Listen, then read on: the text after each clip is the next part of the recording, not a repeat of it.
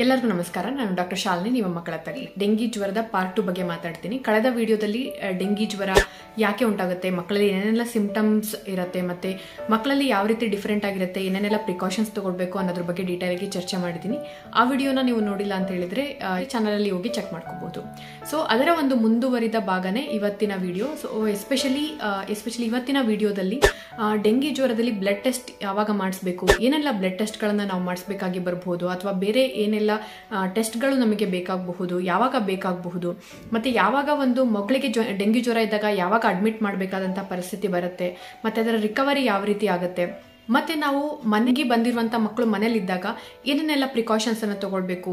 ಎಷ್ಟೊಂದು ಸರಿ ಪೋಷಕರು ಬಂದು ಕೇಳ್ತಿರ್ತಾರೆ, ಕಿವಿ ಹಣ್ಣು ಕೊಡಬಹುದಾ, ಅದರಿಂದ ಕಡಿಮೆ ಆಗುತ್ತಾ, ಅಥವಾ ಫಾಸ್ಟ್ ರಿಕವರಿ ಆಗುತ್ತಾ, ಪಪಾಯ ಎಕ್ಸ್ಟ್ರಾಕ್ಟ್ ಅಂತ ಬರ್ತಿದೆ ಅದನ್ನು ಕೊಡಬೇಕಾ. ಸೊ ಈ ರೀತಿಯಾದ ಡೌಟ್ಸ್ಗಳನ್ನ ಕ್ಲಿಯರ್ ಮಾಡಲಿಕ್ಕೆ ಇಷ್ಟಪಡ್ತೀನಿ. ಸೊ ವಿಡಿಯೋನ ಕೊನೆವರೆಗೂ ನೋಡಿ, ಮತ್ತೆ ನಿಮಗೆ ಗೊತ್ತಿರುವಂಥ ಬೇರೆ ಪೇರೆಂಟ್ಸ್ ಜೊತೆಗೆ ಈ ವಿಡಿಯೋನ ಶೇರ್ ಮಾಡಿ. ಈ ವಿಡಿಯೋನ ಸ್ಟಾರ್ಟ್ ಮಾಡೋಣ.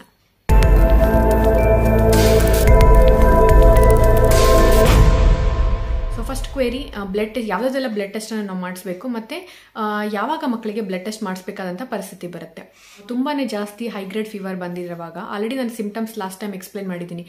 ರ್ಯಾಶ್ ಇದೆ, ಅಥವಾ ಊಟ ಮಾಡ್ತಾ ಇಲ್ಲ, ಸ್ವಲ್ಪ ನೋಡಲಿಕ್ಕೆ ತುಂಬ ಸುಸ್ತು ಕಾಣಿಸ್ತಿದ್ದಾರೆ. ಎಸ್ಪೆಷಲಿ ಈ ಒಂದು ಸಿಚುಯೇಷನ್ ಅಂದರೆ ಈಗ ಔಟ್ ಬ್ರೇಕ್ ಸಿಚುಯೇಷನ್ ಆಗಿದೆ, ಅಂದರೆ ಎಲ್ಲ ಕಡೆ ಆ್ಯಕ್ಚುಲಿ ಡೆಂಗಿ ಜ್ವರ ಜಾಸ್ತಿ ಕಾಣಿಸ್ತಾ ಇದೆ. ಸೊ ಈ ಒಂದು ಟೈಮಲ್ಲಿ ನಾವು ನೆಗ್ಲೆಕ್ಟ್ ಮಾಡಲಿಕ್ಕೆ ಬರೋದಿಲ್ಲ. ಸೊ ಫಸ್ಟ್ ಟೆಸ್ಟ್ ಯಾವ್ದು ಅಡ್ವೈಸ್ ಮಾಡ್ತೀವಿ ಅಂತ ಹೇಳಿದ್ರೆ ಕಂಪ್ಲೀಟ್ ಬ್ಲಡ್ ಕೌಂಟ್ ಅಂತ ಕರಿತೀವಿ. ಇದು ಸಿಂಪಲ್ ಟೆಸ್ಟ್, ಬಟ್ ತುಂಬಾ ಇಂಪಾರ್ಟೆಂಟ್ ಇನ್ಫಾರ್ಮೇಶನ್ಸ್ ಅನ್ನ ಕೊಡುತ್ತೆ. ಸೊ ಮೇನ್ಲಿ ಇದರಲ್ಲಿ ನಾವು ನೋಡೋದು WBC ಕೌಂಟ್ ಅಥವಾ ಬಿಳಿ ರಕ್ತ ಕಣದ ಕೌಂಟ್ ಮತ್ತೆ ಪ್ಲೇಟ್ಲೆಟ್ ಕೌಂಟ್ ಅನ್ನ ನೋಡ್ತೀವಿ. ಸೊ ಈ ಡೆಂಗಿ ಜ್ವರದಲ್ಲಿ ಬಿಳಿ ರಕ್ತ ಕಣ ಕಡಿಮೆ ಆಗುವಂತ ಚಾನ್ಸಸ್ ಇರುತ್ತೆ. ಕೆಲವೊಂದು ಕೇಸಲ್ಲಿ ಜಾಸ್ತಿನೂ ಆಗ್ಬಹುದು, ಕೆಲವೊಂದು ವೇರಿಯೇಷನ್ಸ್ ಇರುತ್ತೆ. ಮತ್ತೆ ಪ್ಲೇಟ್ಲೆಟ್, ಎಸ್ಪೆಷಲಿ ಡೆಂಗಿ ಜ್ವರದ ವಿಚಿತ್ರತೆ ಏನು ಅಂತ ಹೇಳಿದ್ರೆ ಒಂದು ಪ್ಲೇಟ್ಲೆಟ್ ಅನ್ನ ಕಮ್ಮಿ ಮಾಡುತ್ತೆ. ಇಲ್ಲಿ ಪ್ಲೇಟ್ಲೆಟ್ ಕಮ್ಮಿ ಮಾಡುವಂತಹ ಒಂದು ಕಾಮನ್ ಜ್ವರ ಅಂತ ಹೇಳಿದ್ರೆ ಡೆಂಗಿ ಜ್ವರನೇ ಆಕ್ಚುಲಿ. ಸೊ ಫಸ್ಟ್ ಇದನ್ನ ಮಾಡ್ತೀವಿ. ಇದನ್ನ ಮಾಡಿ ಆದ್ಮೇಲೆ ಕೆಲವೊಂದು ಕ್ಲೂಸ್ ನಮಗೆ ಸಿಗುತ್ತೆ, ಹೌದಪ್ಪ ಡೆಂಗಿ ಜ್ವರ ಇರಬಹುದು ಈ ಒಂದು ಮಗುವಿನಲ್ಲಿ ಅಂತ ಹೇಳಿ. ಸೊ ಆವಾಗ ಏನ್ ಮಾಡ್ತೀವಿ, ನೆಕ್ಸ್ಟ್ ನಾವು ಡೆಂಗಿ ಟೆಸ್ಟ್ ಗಳನ್ನ ಮಾಡಿಸ್ತೀವಿ. ಡೆಂಗಿ ಟೆಸ್ಟ್ ಅಲ್ಲಿ ಒಂದು NS1 ಆಂಟಿಜೆನ್ ಟೆಸ್ಟ್ ಅಂತ ಮಾಡ್ತಾರೆ, ಮತ್ತೆ IgM IgG ಟೆಸ್ಟ್ ಅಂತ ಮಾಡ್ತಾರೆ. ಇದೊಂದು ಪೂರ ಪ್ಯಾನಲ್ ಬರುತ್ತೆ. ಕೆಲವೊಂದ್ಸರಿ ಔಟ್ ಬ್ರೇಕ್ ಆದಾಗ ಕಿಟ್ ಟೆಸ್ಟ್ ಕೂಡ ಮಾಡ್ತಾರೆ.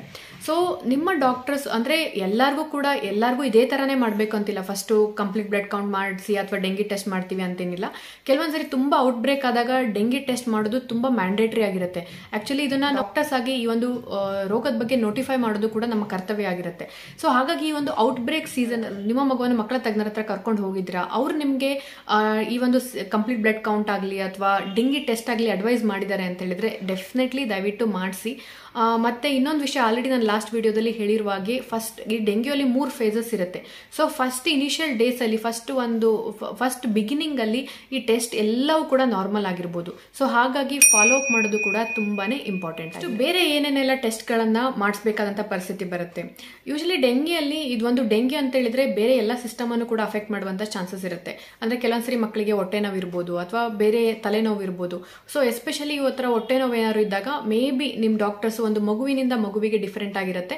ಸೊ ಒಂದು ಹೊಟ್ಟೆ ಸೋನೋಗ್ರಫಿ ಅಥವಾ ಸ್ಕ್ಯಾನಿಂಗ್ ಅನ್ನು ಮಾಡಿಸ್ಲಿಕ್ಕೆ ಅಡ್ವೈಸ್ ಮಾಡಬಹುದು. ಅದು ಮಗು ಮೇಲೆ ಡಿಪೆಂಡ್ ಆಗಿರುತ್ತೆ. ಸೊ ಇದೆಲ್ಲ ಒಂದು ಬೇಸಿಕ್ ಟೆಸ್ಟ್, ನಾವು ಡೆಂಗಿಯಲ್ಲಿ ಏನೇನೆಲ್ಲ ಟೆಸ್ಟ್ ಮಾಡಿಸ್ತೀವಿ ಅಂತ.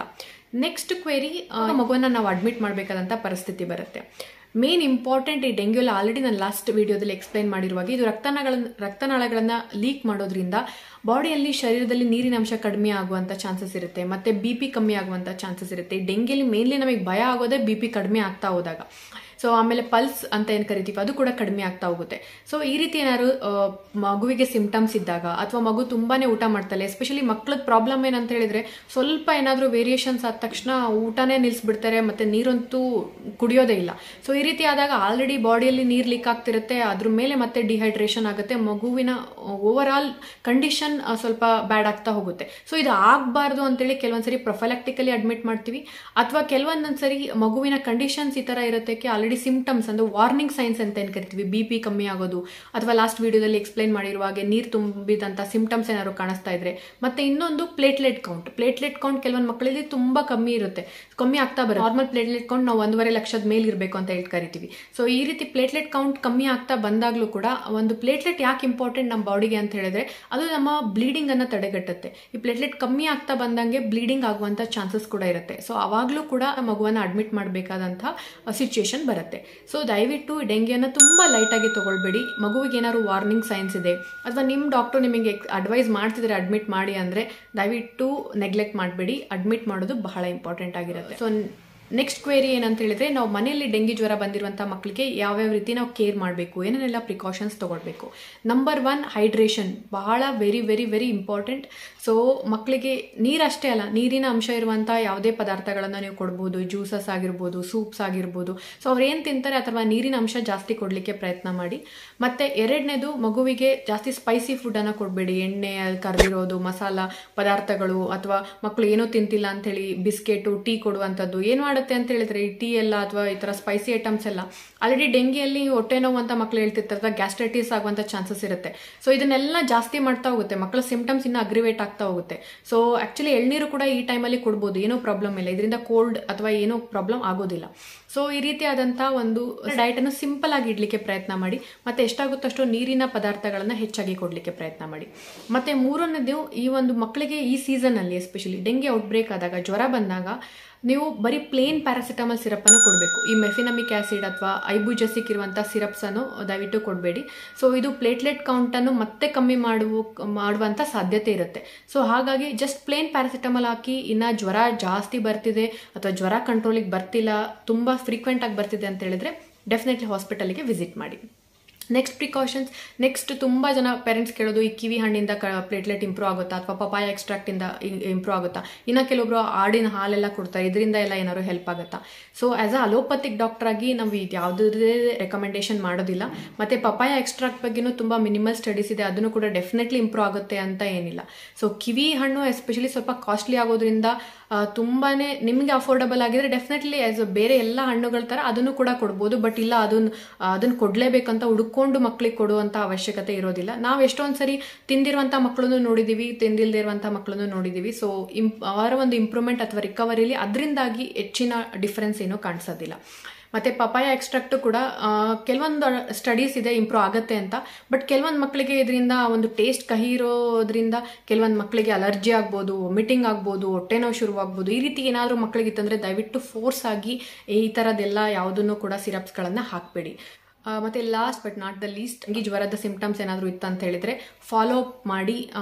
ಮಗು ಒಂದ್ಸರಿ ರಿಕವರಿ ಆಗಿದೆ ಅನ್ನೋದನ್ನ ಮೇಕ್ ಶ್ಯೂರ್ ಮಾಡಿ.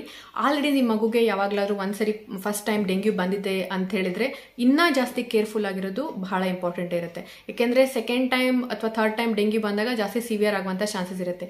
ನಿಮಗೆ ಭಯ ಪಡಿಸ್ಬೇಕು ಅಂತ ನಾನು ಇದೆಲ್ಲ ವಿಷಯಗಳನ್ನು ಹೇಳ್ತಾ ಇಲ್ಲ, ಬಟ್ ಅವೇರ್ನೆಸ್ ಕ್ರಿಯೇಟ್ ಮಾಡಲಿಕ್ಕೋಸ್ಕರ ಈ ವಿಷಯಗಳನ್ನು ಹೇಳ್ತಾ ಇದ್ದೀನಿ. ಸೊ ಹೋಪ್ ಈ ವಿಡಿಯೋ ನಿಮಗೆ ಹೆಲ್ಪ್ ಆಗುತ್ತೆ ಅಂತ ಭಾವಿಸ್ತೀನಿ. ಜ್ವರದ ಬಗ್ಗೆ ಏನೇ ಕ್ವೆಶನ್ಸ್ ಇದ್ರೂ ಅದನ್ನು ಕಮೆಂಟ್ ಮೂಲಕ ತಿಳಿಸಿ. Thanks for watching. Happy parenting.